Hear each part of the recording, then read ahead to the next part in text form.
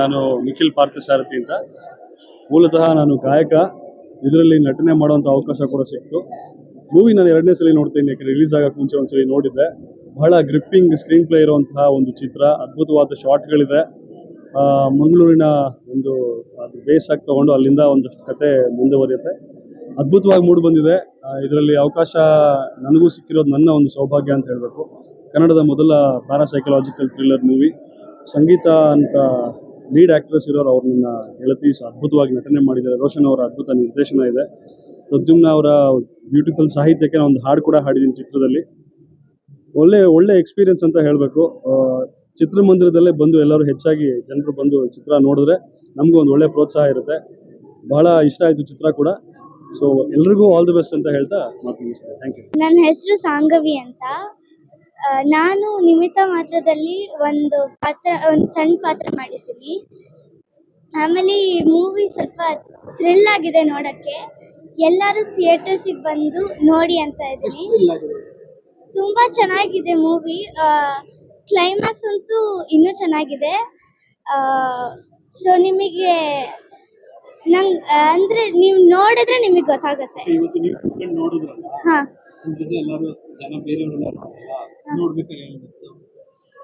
ಅವ್ರಿಗೂ ಇಷ್ಟ ಆಯಿತು ಅನ್ನಿಸ್ತು. ಯಾಕಂದರೆ ಈಗ ಹಾಡು, ಆಮೇಲೆ ಲಾಸ್ಟಲ್ಲಿ ಎಲ್ಲರೂ ಲೈಕ್ ಏನಂತಾರೆ ವಿಸಿಲ್ ಹೊಡೆಯೋದೆಲ್ಲ ಮಾಡಿದ್ರು. ಸೊ ನನಗೂ ಅನ್ನಿಸ್ತು. ಸೊ ಅವ್ರಿಗೂ ಇಷ್ಟ ಆಗಿದೆ ಅಂತ. ಸೊ ಬೇರೆಯವ್ರಿಗೂ ಇಷ್ಟ ಆಗುತ್ತೆ ಅಂದ್ಕೊಂಡಿದ್ದೀನಿ. ಸೊ ಎಲ್ಲರೂ ಬಂದು ನೋಡಿ.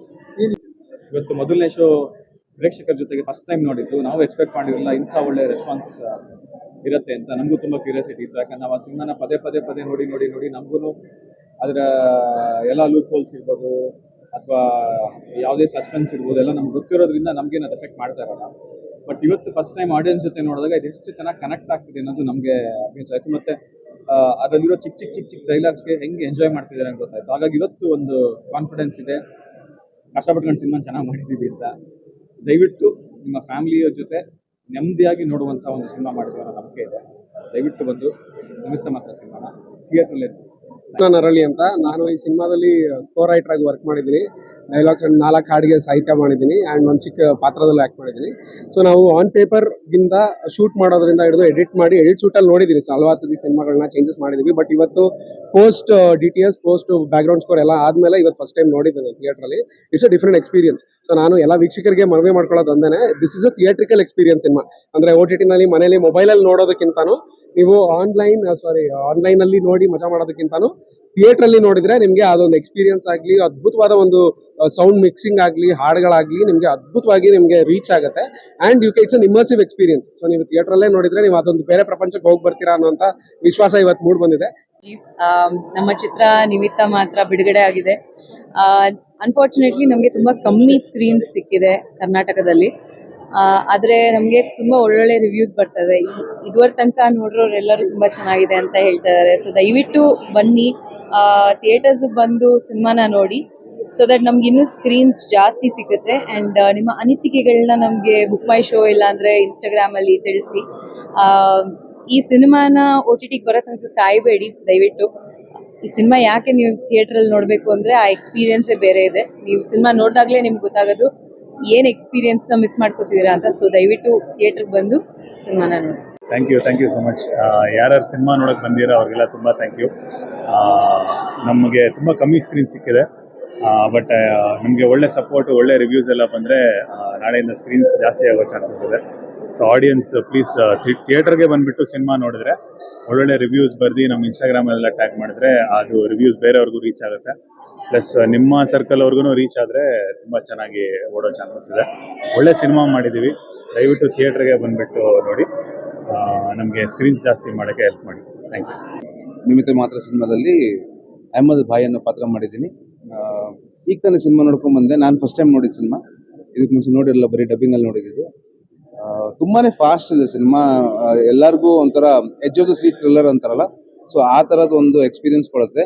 ಎಲ್ಲೇ ಲ್ಯಾಗ್ ಇಲ್ಲ ಅಥವಾ ಬೋರ್ ಆಗೋದಿಲ್ಲ.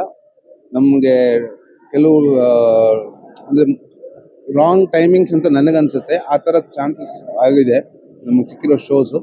ಸೊ ಆದಷ್ಟು ಇರೋ ಶೋಸ್ನ ನಾಳೆ ನಾಡಿದ್ದು ನಾವು ಫಿಲ್ ಮಾಡಿದ್ರೆ ಪ್ರಾಬಬ್ಲಿ ನಮಗೆ ಬೆಟರ್ ಪ್ರೈಮ್ ಟೈಮ್ ಶೋ ಸಿಗ್ಬೋದು.